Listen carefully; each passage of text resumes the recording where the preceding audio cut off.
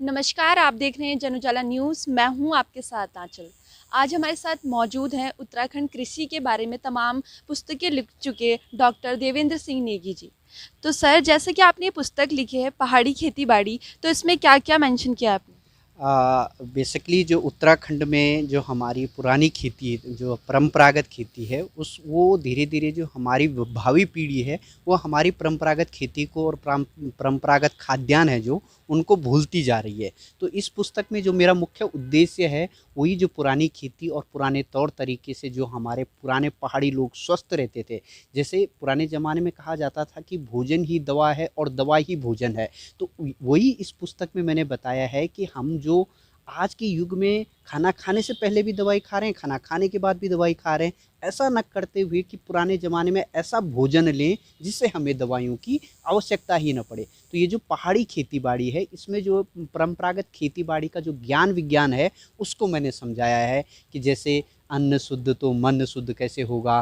पहले गेहूं की रोटी से क्यों पोस्टर चिपका जाता है जबकि मंडुवे के आटे से नहीं, क्योंकि गेहूं में ग्लूटेन होता है, गोंद होता है।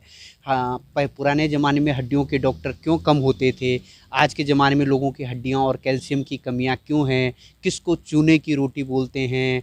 और पुराने ज़माने में जब हमारे यहाँ किसी शव को या किसी डेड बॉडी को ले जाते थे तो उसके पीछे धान डालते थे, उसका क्या क्यों ये सब चीज़ें करी जाती थी। आखिर हमारे खाद्यान्न को, हमारे अनाजों को इतना पूजनीय क्यों माना जाता था और पुराने लोग क्यों इस परंपरागत खेती को इतने अच्छे तरीके से करते थे कि आज कहीं ना कहीं हमारा विज्ञान उसी तरफ जा रहा है। हम देख रहे हैं आज लोग बात करते हैं जीरो बजट खेती की, टिकाऊ खेती की, वैदिक खेती की, मंत्रों की खेती की, और हमारे पुराने लोग सब वही करते थे। तो वैज्ञानिक भी घूम फिर कर हमारी पुरानी टेक्नोलॉजी पे जा रहे हैं। तो इस पहाड़ी खेती बाड़ी में मैंने यही दिखाने की कोशिश करी है कि जो हमारे युवा आजकल फास्ट फूड और जल्दी पकने वाला भोजन जैसे मोमो, पिज़्ज़ा, बर्गर की तरफ आकर्षित हो रहे हैं, उससे ज़्यादा वो पुराने फसलों की तरफ आकर्षित होंगे, उनके बारे में प्रचार प्रसार करेंगे तो वो स्वस्थ भी रहेंगे।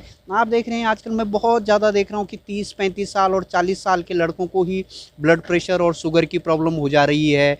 30-35 साल में ही कैल्शियम की डिफिशेंसी है, कमी हो जा रही है। ऐसा क्यों हो रहा है? ऐसा इसलिए हो रहा है क्योंकि हम स्वस्थ खाना नहीं खा रहे हैं। हम जब अच्छा खाना नहीं खा रहे हैं तो उससे बहुत ज़्यादा प्रॉब्लम हो रही है। तो इस पुस्तक में मैंने यही संदेश देने की कोशिश की है कि जो हमारे पहाड़ी परंपरागत भोजन है, देखिए अगर कहते हैं ना, दुनिया में कहते हैं कि आगरा का पेठा फेमस है, मुरादाबाद का पीतल फेमस है, बरेली की चूड़ी फेमस है, तो मैं दावे के साथ कह सकता हूँ कि उत्तराखंड का जो मंडुआ है, झंगोरा है, कौड़ी है, चीणा है, जख्या है, भंगजीरा है, तिल है, ये भी बहुत ज़्यादा प्रसिद्ध है। और सिर्फ बात इतनी है कि घर की मुर्गी दाल बराबर, उत्तराखंड में इसकी उतनी वैल्यू नहीं है जितने कि बाहर के राज्यों में और अंतर्राष्ट्रीय राज्यों में है। हमको ये समझने की आवश्यकता है कि हम उत्तराखंड के उत्पादों का ज़्यादा से ज़्यादा जो युवा पीढ़ी है उसको कैसे समझाएं। और देखिएगा, आप देखिएगा 50 साल, 100 साल, 200 साल बाद खुद बाहर के लोग और खुद ही हम में से जो पढ़े लिखे युवा होंगे